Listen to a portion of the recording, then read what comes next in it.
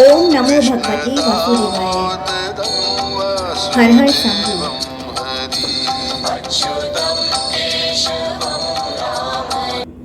यमलोक के मार्ग और चारों द्वारों का वर्णन। मुनि बोले, ब्राह्मण, आपके मुख से निकले हुए पुण्य धर्ममय वचनामृतों से हमें तृप्ति नहीं होती, अपितु अधिकाधिक सुनने की उत्कंठा बढ़ती जाती है। मुने, आप परम बुद्धिमान हैं और प्राणियों की उत्पत्ति, लय और कर्म गति को जानते हैं, इसलिए हम आपसे और भी प्रश्न करते हैं। सुनने में आता है कि यमलोक का मार्ग बड़ा दुर्गम है। वह सदा दुख और क्लेश देने वाला है तथा समस्त प्राणियों के लिए भयंकर है। उस मार्ग की लंबाई कितनी है तथा मनुष्य उस मार्ग से यमलोक की यात्रा किस प्रकार करते हैं? मुने, कौन सा ऐसा उपाय है जिससे नरक के दुखों की प्राप्ति न हो? व्यास जी ने कहा, उत्तम व्रत का पालन करने वाले मुनिवरों, सुनो, यह संसार चक्र प्रवाह रूप से निरंतर चलता रहता है। अब मैं प्राणियों की मृत्यु से लेकर आगे जो अवस्था होती है उसका वर्णन करूंगा। इसी प्रसंग में यमलोक के मार्ग का भी निर्णय किया जाएगा। यमलोक और मनुष्य लोक में 86,000 योजन का अंतर है। उसका मार्ग तपाए हुए तांबे की भांति पूर्ण तप्त रहता है। प्रत्येक जीव को यमलोक के मार्ग से जाना पड़ता है।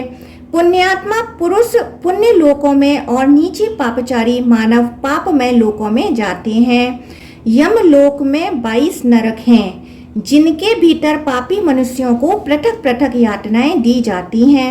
उन नरकों के नाम ये हैं: नरक, रौरव, रौद्र, सूकर, ताल, कुंभीपाक, महाघोर, सालमल, विमोहन, कीटाद, कृमिभच्छ, लालाभच्छ, भ्रम, पीप बहाने वाली नदी, रक्त बहाने वाली नदी, जल बहाने वाली नदी, अग्नि ज्वाल, महारौद्र, संदर्श, सुन भोजन, घोर वैतरणी और असी पत्र वन।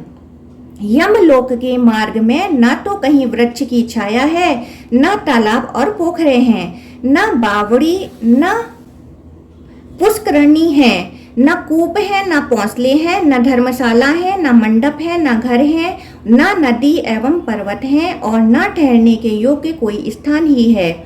जहाँ अत्यंत कष्ट में पड़ा हुआ थका मादा जीव विश्राम कर सके, उस महान पथ पर सब पापियों को निश्चय ही जाना पड़ता है। जीव की यहाँ जितनी आयु नियत है, उसका भोग पूरा हो जाने पर इच्छा न रहते हुए भी उसे प्राणों का त्याग करना पड़ता है। जल, अग्नि, विष, क्षुधा, रोग अथवा पर्वत से गिरने आदि किसी भी निमित्त को लेकर देहधारी जीव की मृत्यु होती है। 5 भूतों से बने हुए इस विशाल शरीर को छोड़कर जीव अपने कर्मा अनुसार यातना भोगने के योग्य दूसरा शरीर धारण करता है। उसे सुख और दुख भोगने के लिए सुदृढ़ शरीर की प्राप्ति होती है। पापचारी मनुष्य उसी देह से अत्यंत कष्ट भोगता है और धर्मात्मा मनुष्य प्रसन्नता पूर्वक सुख का भागी होता है। शरीर में जो गर्मी या पित्त है, वह तीव्र वायु से प्रेरित होकर जब अत्यंत कुपित हो जाता है, उस समय बिना ईंधन के ही उद्दीप्त हुई अग्नि की भांति बढ़कर मर्म स्थानों को विकीर्ण कर देता है। तत्पश्चात उदान नामक वायु ऊपर की ओर उठता है और खाए पिए हुए अन्य जल को नीचे की ओर जाने से रोक देता है। उस आपत्ति की अवस्था में भी उसी को प्रसन्नता रहती है। जिसने पहले जल, अन्न एवं रस का दान किया है, जिस पुरुष ने श्रद्धा से पवित्र किए हुए अंतकरण के द्वारा पहले अन्न दान किया है, वह उस रुग्णावस्था में अन्न के बिना भी तृप्ति लाभ करता है।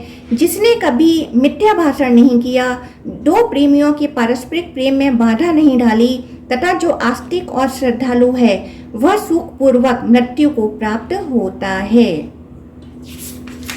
जो देवता और ब्राह्मणों की पूजा में संलग्न रहते हैं, किसी की निंदा नहीं करते तथा सात्विक, उदार और लज्जाशील होते हैं, ऐसे मनुष्यों को मृत्यु के समय कष्ट नहीं होता।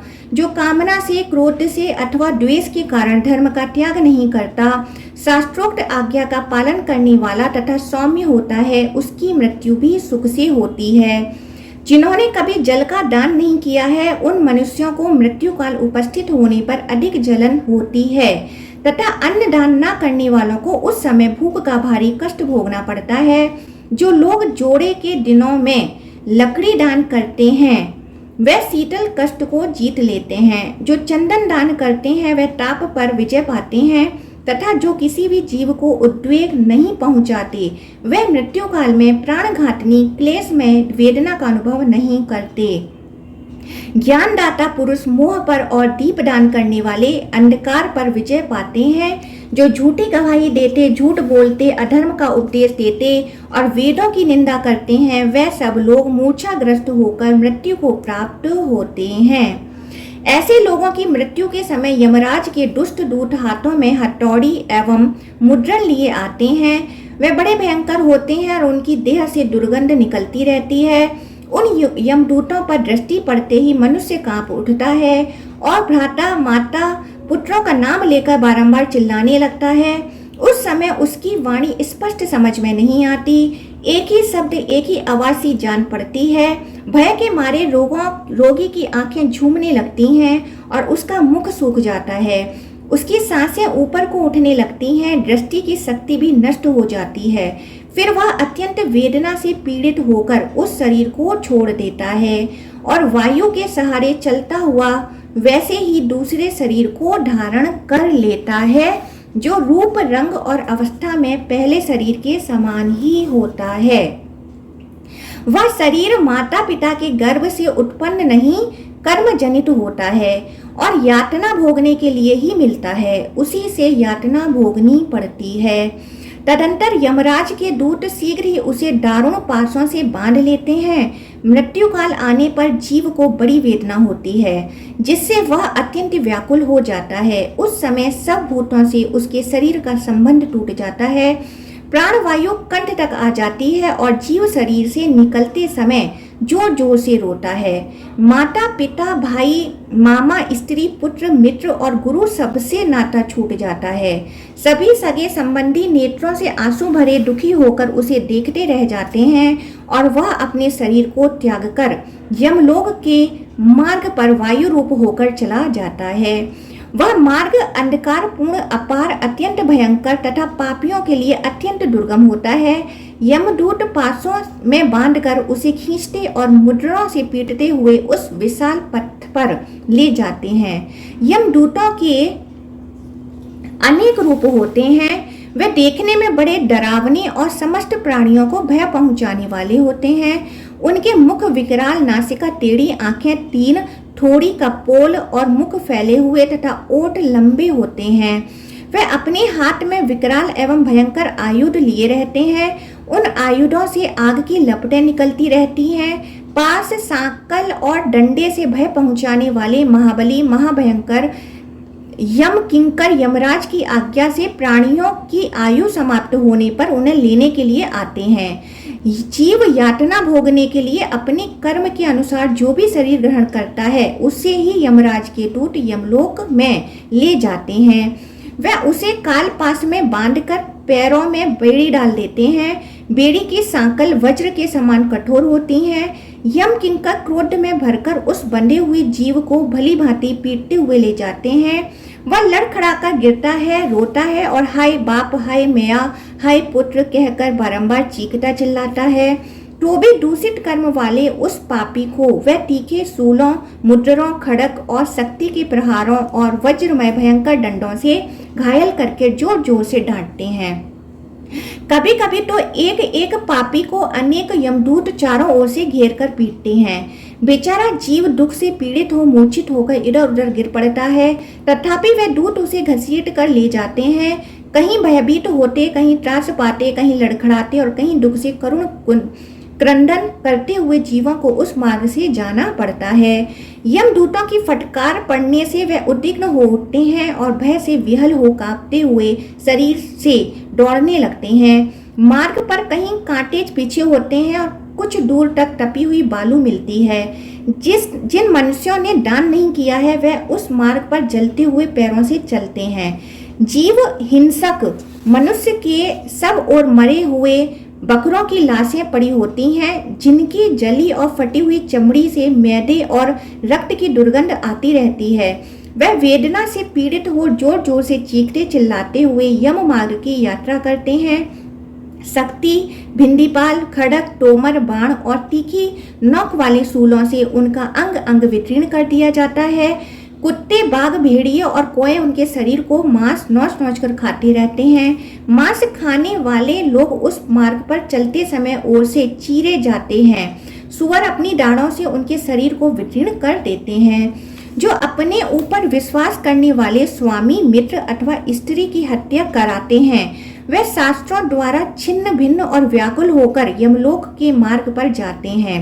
जो निरपराध जीवों को मारते और मरवाते हैं वे राक्षसों के ग्रास बनकर उस पथ से यात्रा करते हैं। जो पराई स्त्रियों के वस्त्र उतारते हैं वे मरने पर नंगे करके दौड़ते हुए यमलोक में लाई जाते हैं। जो दुरात्मा पापचारी अन्न, वस्त्र, सोने, घर और खेत का अपहरण करते हैं उन्हें यमलोक के मार्ग पर पत्थरों, लाठियों और डंडों से मारकर जर्जर कर दिया जाता है और वे अपनी अंग प्रत्यंग से प्रचुर रक्त बहाते हुए यमलोक में जाते हैं। जो नराधम नरक की परवाह न करके इस लोक में ब्राह्मण का धन हड़प लेते, उन्हें मारते और गालियां सुनाते हैं, उन्हें सूखे काट में बांधकर उनकी आंखें फोड़ दी जाती हैं और नाक कान काट लिए जाते हैं। फिर उनके शरीर में पीप और रक्त पोत दिए जाते हैं तथा काल के समान गीद और गीदड़ उन्हें नोच नोच कर खाने लगते हैं। इस दशा में क्रोध से में भरे हुए भयानक यमदूत उन्हें पीटते हैं और वे चिल्लाते हुए यमलोक के पथ पर अग्रसर होते हैं। इस प्रकार वह मार्ग बड़ा ही दुर्गम और अग्नि के समान प्रज्वलित है। उसे रौरव, जीवों को रुलाने वाला कहा गया है। वह नीची ऊंची भूमि से युक्त होने के कारण मानव मात्र के लिए अगम्य है। तपाए हुए तांबे की भांति उसका वर्ण है। वहां आग की चिंगारियां और लपटें दिखाई देती हैं। वह मार्ग कंटकों से भरा है, शक्ति और वज्र आदि आयुधों से व्याप्त है। ऐसे कष्टप्रद मार्ग पर निर्दयी यमदूत जीव को घसीटते हुए ले जाते हैं और उन्हें सब प्रकार के अस्त्र शस्त्रों से मारते रहते हैं। इस तरह पापास आसक्त अन्यायी मनुष्य विवश होकर मार खाते हुए दुर्धर्ष यमदूतों के द्वारा यमलोक में ले जाए जाते हैं। यमराज के सेवक सभी पापियों को उस दुर्गम मार्ग में अवहेलना पूर्वक ले जाते हैं। वह अत्यंत भयंकर मार्ग जब समाप्त हो जाता है तब यमदूत पापी जीव को तांबे और लोहे की बनी हुई भयंकर यमपुरी में प्रवेश कराते हैं। वह पुरी बहुत विशाल है, उसका विस्तार लाख योजन का है। वह चौकोर बताई जाती है। उसके 4 सुंदर दरवाजे हैं। उसकी 4 दीवारी सोने की बनी है जो 10,000 योजन ऊंची है। यमपुरी का पूर्व द्वार बहुत ही सुंदर है। वहां फहराती हुई सैकड़ों पताकाएं उसकी शोभा बढ़ाती हैं। हीरे, नीलम, पुखराज और मोतियों से वह द्वार सजाया जाता है। वहां गंधर्वों और अप्सराओं के गीत और नृत्य होते रहते हैं। उस द्वार से देवताओं, ऋषियों, योगियों, गंधर्वों, सिद्धों, यक्षों और विद्याधरों का प्रवेश होता है। उस नगर का उत्तर द्वार घंटा, छत्र, चवर तथा नाना प्रकार के रत्नों से अलंकृत है।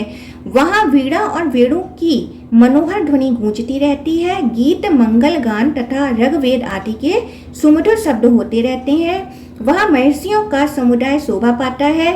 उस द्वार से उन्हीं पुण्यात्माओं का प्रवेश होता है जो धर्मज्ञ और सत्यवादी हैं, जिन्होंने गर्मी में दूसरों को जल पिलाया और सर्दी में अग्नि का सेवन कराया है, जो थके मदे मनुष्यों की सेवा करते और सदा प्रिय वचन बोलते हैं, जो दाता, सूर और माता पिता के भक्त हैं तथा जिन्होंने ब्राह्मणों की सेवा और अतिथियों का पूजन किया है, वे भी उत्तर द्वार से ही पुरी में प्रवेश करते हैं। यमपुरी का पश्चिम महाद्वार भांति भांति के रत्नों से विभूषित है। विचित्र विचित्र मणियों की वहाँ सीढ़ियां बनी हैं। देवता उस द्वार की शोभा बढ़ाते रहते हैं। वहाँ भेरी, मृदंग और शंख आदि वादों की ध्वनि हुआ करती है। सिद्धों के समुदाय सदा हर्ष में भरकर उस द्वार पर मंगल गान करते हैं।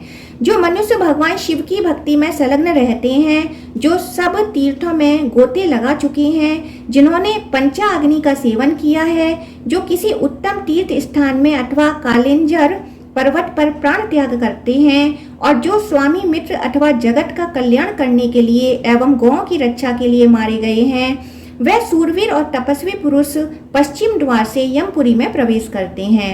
उस पुरी का दक्षिण द्वार अत्यंत भयानक है। वह संपूर्ण जीवों के मन में भय उपजाने वाला है। वहां निरंतर हाहाकार मचा रहता है, सदा अंधेरा छाया रहता है। उस द्वार पर तीखे सींग, कांटे, बिच्छू, सांप, वज्रमुख, कीट, भेड़िए, व्याघ्र, रीछ, सिंह, गीदड़, कुत्ते, बिलाव और गीद उपस्थित रहते हैं। उनके मुखों से आग की लपटें निकलती रहती हैं। जो सदा सबका अपकार करने वाले पापात्मा हैं, उन्हीं का उस मार्ग से पुरी में प्रवेश होता है। जो ब्राह्मण, गौ बालक, वृद्ध, रोगी, शरणागत, विश्वासी, स्त्री, मित्र और निहत्थे मनुष्य की हत्या कराते हैं, अगम्य स्त्री के साथ समूह करते हैं, दूसरों के धन का अपहरण करते हैं, धरोहर हड़प लेते हैं, दूसरों को जहर देते और उनके घरों में आग लगाते हैं, पराई भूमि, ग्रह, सैया, वस्त्र और आभूषण की चोरी करते हैं, दूसरों के छिद्र देखकर उनके प्रति क्रूरता का बर्ताव करते हैं, सदा झूठ बोलते हैं, ग्राम, नगर तथा राष्ट्र को महान दुख देते हैं, झूठी गवाही देते, कन्या बेचते, अभक्ष्य भक्षण करते, पुत्री और पुत्र वधू के साथ समागम करते, माता पिता को कटु वचन सुनाते तथा अन्य प्रकार के महापातकों में संलग्न रहते हैं, वे सब दक्षिण द्वार से यमपुरी में प्रवेश करते हैं। यमलोक के दक्षिण द्वार तथा नरकों का वर्णन। मुनियों ने पूछा, तपोधन, पापी मनुष्य दक्षिण मार्ग से यमपुरी में किस प्रकार प्रवेश करते हैं? यह हम सुनना चाहते हैं, आप विस्तार पूर्वक बतलाइए। व्यास जी बोले, मुनिवरों, दक्षिण द्वार अत्यंत घोर और महाभयंकर है। मैं उसका वर्णन करता हूँ। वहाँ सदा नाना प्रकार के हिंसक जंतुओं और गीदड़ियों के शब्द होते रहते हैं। वहाँ दूसरों का पहुँचना असंभव है। उसे देखते ही रोंगटे खड़े हो जाते हैं।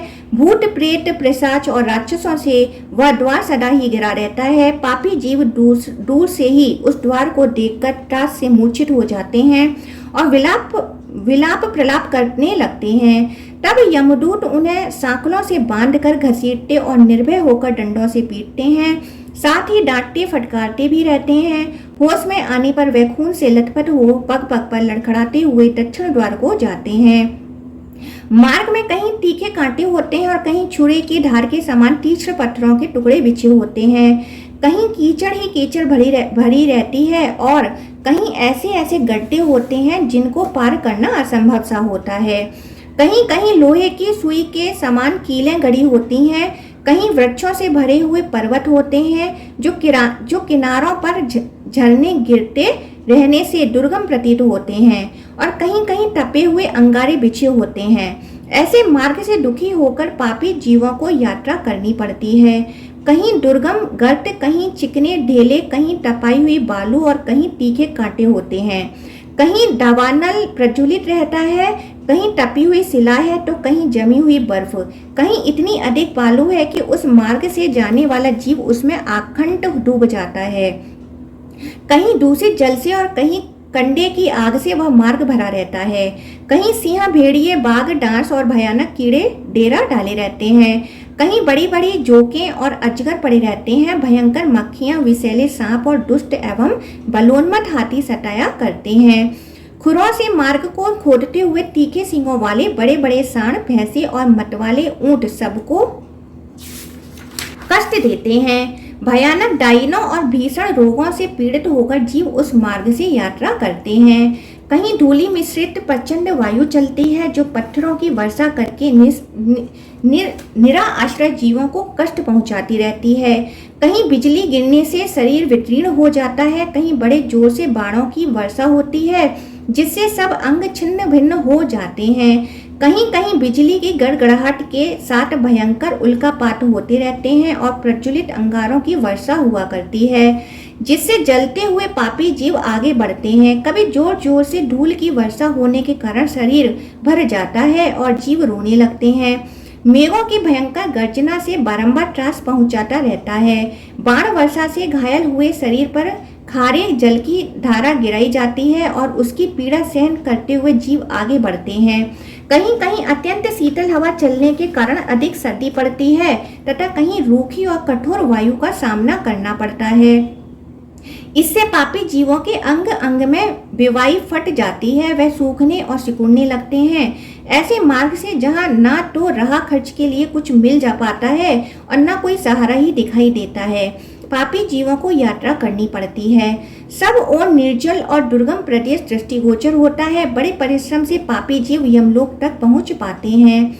यमराज की आज्ञा का पालन करने वाले भयंकर यमदूत उन्हें बलपूर्वक ले जाते हैं। वे एकाकी और पराधीन होते हैं, साथ में न कोई मित्र होता है न बंधु। वे अपने अपने कर्मों को सोचते हुए बारंबार रोते रहते हैं।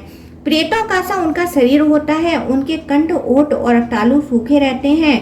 वह शरीर से अत्यंत दुर्बल और भयभीत हो क्षुधा अग्नि की ज्वाला से जलते रहते हैं।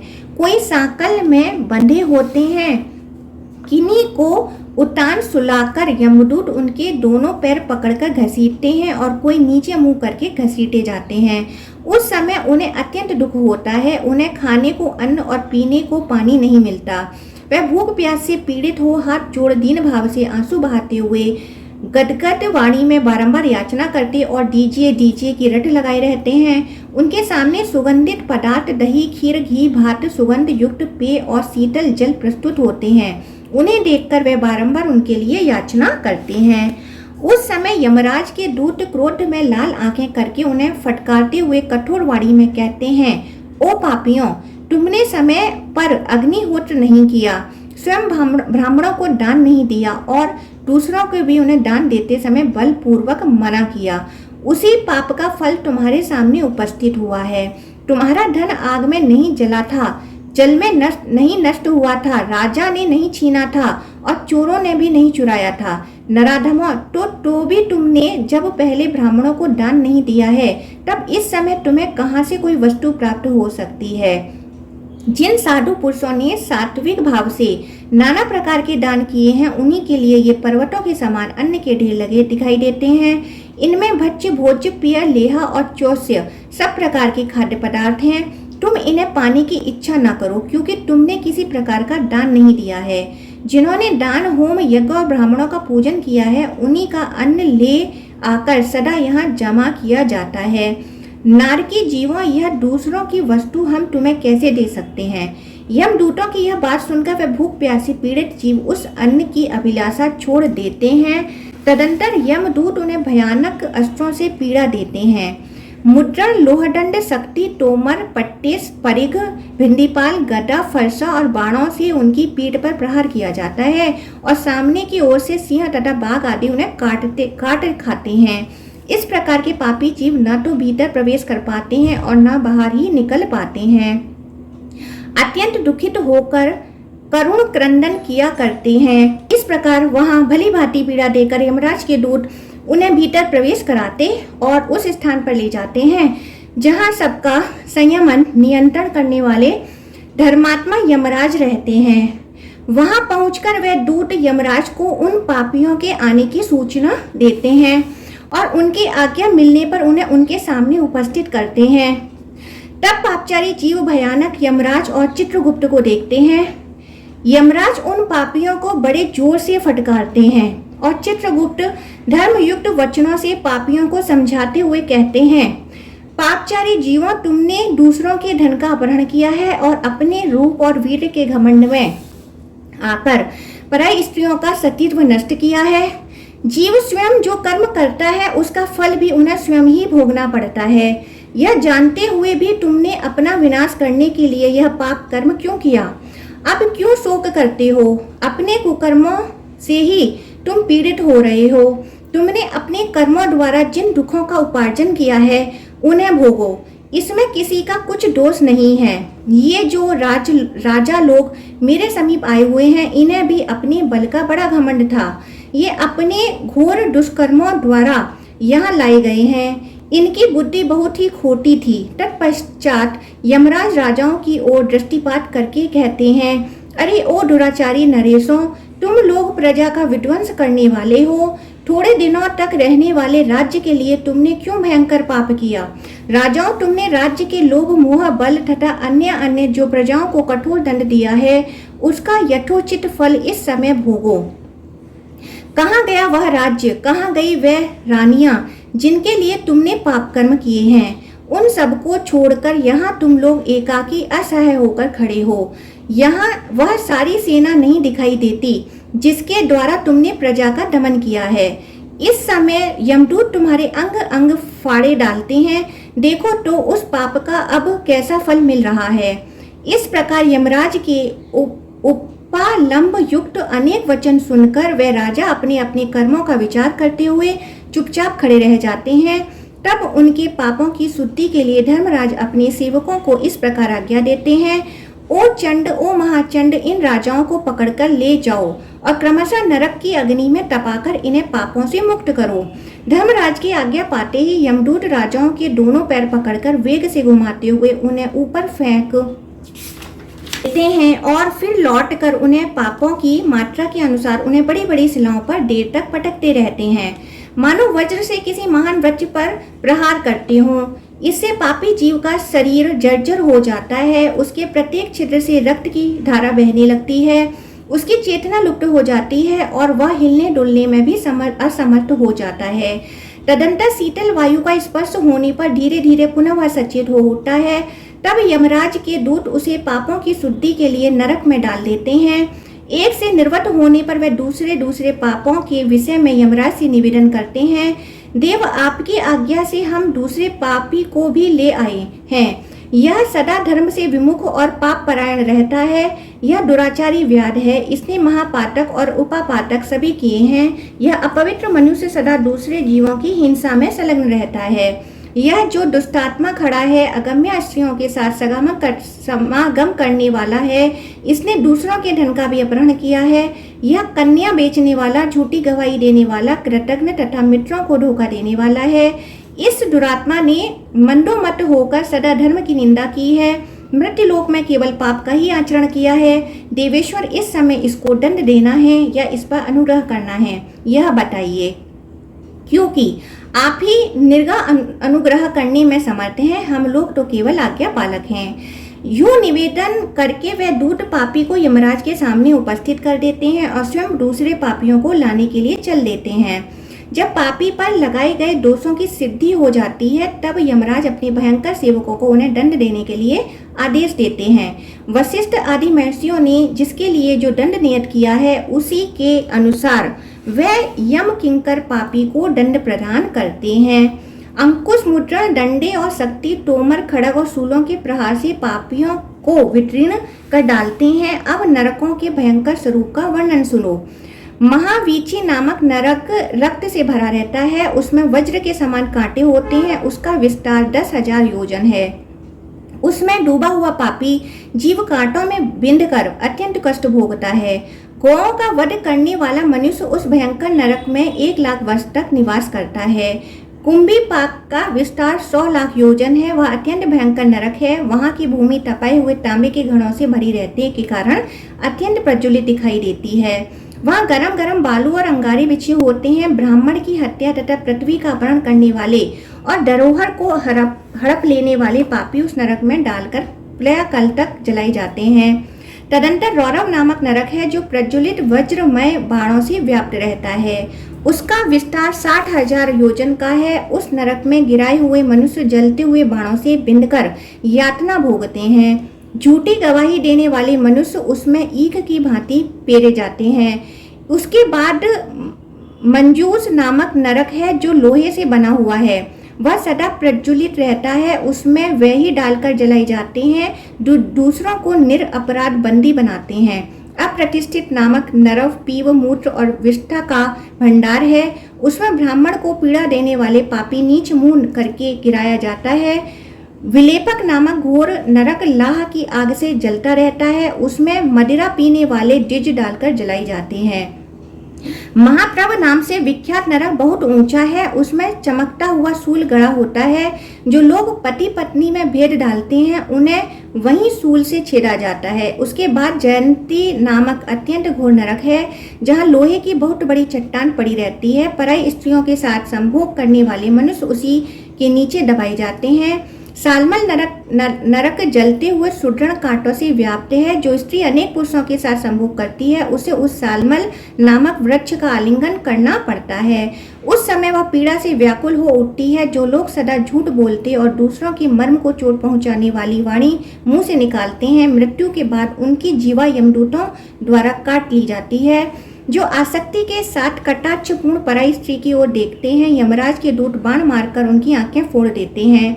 जो लोग माता बहन कन्या और पुत्र वधु के साथ समागम तथा स्त्री बालक और बूढ़ों की हत्या करती हैं, उनकी भी यही दशा होती है। वे 14 इंद्रों की आयु पर्यंत नरक यातना में पड़े रहते हैं। महारौरव नामक नरक ज्वालाओं से परिपूर्ण तथा अत्यंत भयंकर है। उसका विस्तार 14,000 योजन है।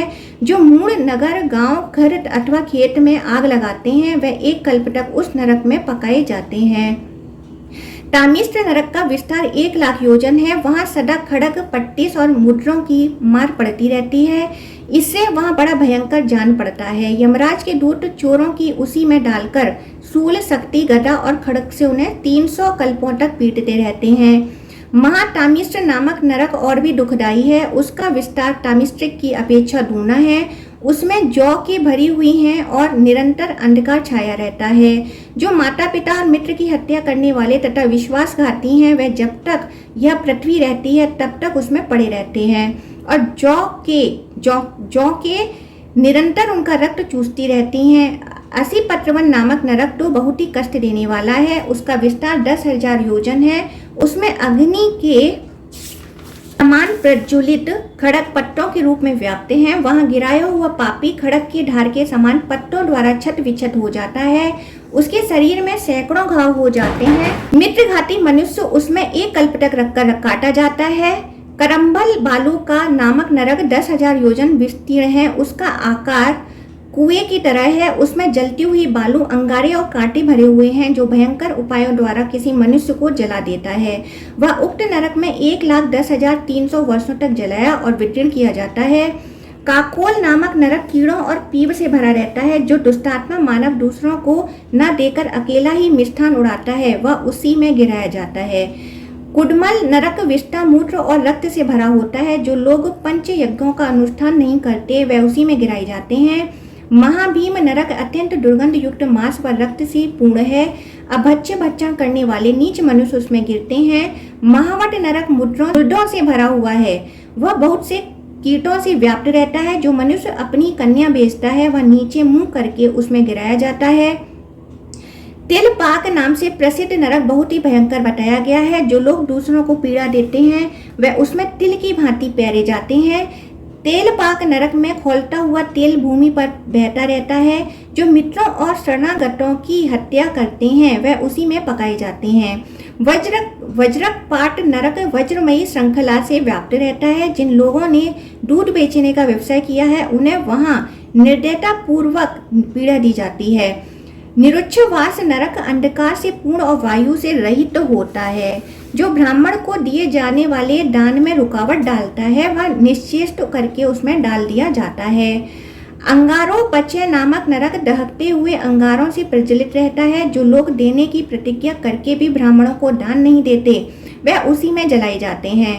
महापाई नरक का विस्तार 1,00,000 योजन है। जो सदा असत्य बोला करते हैं उन्हें नीचे मुंह करके उसी में डाल दिया जाता है। महाज्वाल नामक नरक सदा आग की लपटों से प्रकाशित एवं भयंकर होता है। जो मनुष्य पाप में मन लगाते हैं उन्हें दीर्घ काल तक उसी में जलाया जाता है। क्रकच नामक नरक में वज्र की धार की समान तीखे और लगे होते हैं। उसमें अगम्य स्त्री के साथ समागम करने वाले मनुष्यों को उन्हें आरों से चीरा जाता है। गुड़पाक नरक खोलते हुए गुड़ के अनेक कुंडों से व्याप्त है। जो मनुष्य वर्ण संकरता फैलाता है वह उसी में डालकर जलाया जाता है। छुरधार नामक नरक तीखे उस्तरों से भरा रहता है। जो लोग ब्राह्मणों की भूमि हड़प लेते हैं वह एक कल्प तक उसी में डालकर काटे जाते हैं। अमरीश नामक नरक प्रलय अग्नि के समान प्रज्वलित रहता है। सुवर्ण की चोरी करने वाला मनुष्य करोड़ों कल्पों तक उसमें दग्ध किया जाता है। वज्र कुठार नामक नरक वज्र से व्याप्त है। पेड़ काटने वाले पापी मनुष्य उसी में डालकर काटे जाते हैं। परिताप नामक नरक भी प्रलयाग्नि से उद्दीप्त रहता है। विष देने तथा मधु की चोरी करने वाला पापी उसी में यातना भोगता है। कालसूत्र नरक वज्रमय सूत्र से निर्मित है। जो लोग दूसरों की खेती नष्ट करते हैं वह उसी में घुमाए जाते हैं, जिससे उनका अंग छिन्न भिन्न हो जाता है। कसमल नरक मुख और नाक के मल से भरा रहता है। मांस की रुचि रखने वाला मनुष्य उसमें एक कल्प तक रखा जाता है। उग्र गंध नामक नरक लार मूत्र और विष्ठा से भरा होता है। जो पितरों को पिंड नहीं देते वह उसी नरक में डाले जाते हैं। दुर्धर नरक जौ की और बिच्छुओं से भरा रहता है। सूदखोर मनुष्य उसमें 10,000 वर्षों तक पड़ा रहता है। वज्रम पीड़ नामक नरक वज्र से ही निर्मित है। जो दूसरों के धन धान्य और सुवर्ण की चोरी करते हैं उन्हें उसी में डालकर यातना दी जाती है। यमदूत उन चोरों को छुरों से क्षण क्षण पर काटते रहते हैं। जो मूर्ख किसी प्राणी की हत्या करके उसे कोय और गृध की भांति खाते हैं उन्हें एक कल्प तक अपने ही शरीर का मांस खाना पड़ता है। जो दूसरों के आसन सैया और वस्त्र का अपहरण करते हैं उन्हें यमदूत शक्ति और तोमरों से विदीर्ण करते हैं। जिन खोटी बुद्धि वाले पुरुषों ने लोगों के फल अथवा पत्ते भी चुराए हैं उन्हें क्रोध से भरे हुए यमदूत तिनकों की आग में जला डालते हैं। जो मनुष्य पराई धन और पराई स्त्री के प्रति सदा दूषित भाव रखता है यमदूत उसकी छाती में जलता हुआ शूल गाड़ देते हैं। जो मानव मन वाणी और क्रिया द्वारा धर्म से विमुख रहते हैं उन्हें यमलोक में बड़ी भयंकर यातना भोगनी पड़ती है। इस प्रकार लाखों करोड़ों और अरबों नरक हैं जहाँ पापी मनुष्य अपने कर्मों का फल भोगते हैं। इस लोक में थोड़ा सा भी पाप कर्म करने पर यमलोक में भयंकर नरक के भीतर घोर यातना सहनी पड़ती है। मूढ़ मनुष्य साधु पुरुषों द्वारा बताए हुए धर्मयुक्त वचनों को नहीं सुनते। जब कोई उनसे परलोक की चर्चा करते हैं तब वे झट यही उत्तर देते हैं, किसने स्वर्ग और नरक को प्रत्यक्ष देखा है। ऐसे लोग दिन रात प्रयत्न पूर्वक पाप करते हैं। धर्म का आचरण तो वह भूल कर भी नहीं करते। इस प्रकार जो इसी लोक में कर्मों के फल का भोग होना मानते हैं परलोक के प्रति जिनका तनिक भी आस्था नहीं है ऐसे नराधम भयंकर नरकों में पड़ते हैं। नरक का निवास अत्यंत दुखदायी और स्वर्ग का सुख देने वाला है। मनुष्य शुभ कर्म करने से स्वर्ग पाते हैं और अशुभ कर्म करके नरकों में पड़ते हैं। ओम नमो भगवते वासुदेवाय। ओम नमः शिवाय।